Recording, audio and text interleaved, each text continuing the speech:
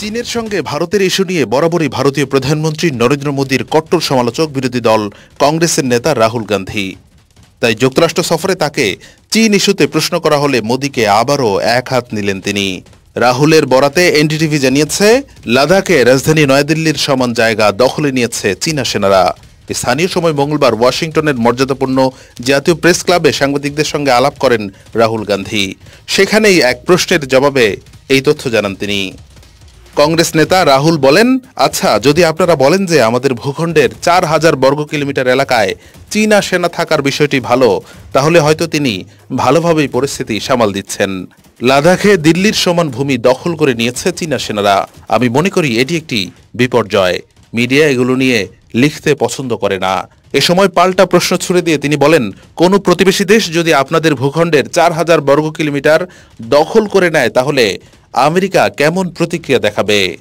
কোন প্রেসিডেন্ট কি শুধু এই বলে দায় এড়াতে পারবেন যে তিনি ভালোভাবে সামাল দিয়েছেন? তাই আমি মনে করি না মোদি চীনকে ভালোভাবে সামাল দিয়েছেন। আমার মনে হয় আমাদের অঞ্চলে চীনা সেনাদের থাকার কোনো কারণ নেই। এদিকে ভারতীয় সেনাবাহিনীর মালবাহকেরাও জানিয়েছে যে চীনা ক্যাম্পটি ম্যাকমোহন লাইন থেকে মাত্র 60 কিলোমিটার দূরে হাদিগ্রা পাসের কাছে অবস্থিত। এই অঞ্জ জেলার এলাকা থেকে 2 বছর আগে নিখোঁজ হয়ে গিয়েছিলেন দুই ভাই।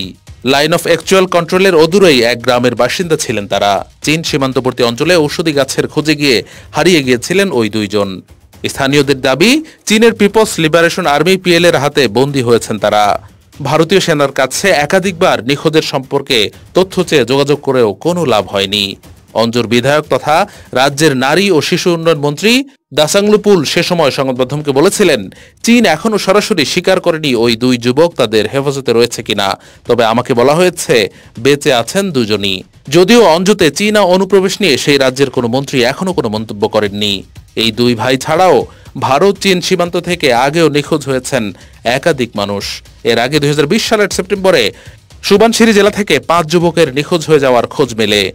এক সপ্তাহ পিএল এর হাতে বন্দী থাকার পর ঘরে ফেরেন তারা। 2022 সালেও এক কিশোর 9 দিন চীনা সেনার হাতে বন্দী ছিলেন। আগেও একাধিকবার ভারত ভূখণ্ডে চীনা অনুপ্রবেশের কথা প্রকাশ্যে এসেছে। 2019 সালে চীন অরুণাচল সীমান্তে আবাকো ক্যাম্পের কাছে দৈমরু নালার উপর কাঠের অস্থায়ী ব্রিজ বানিয়েছিল চীন। 2020 সালে দিবং জেলাতেও ঢুকে পড়েছিল চীনা বাহিনী।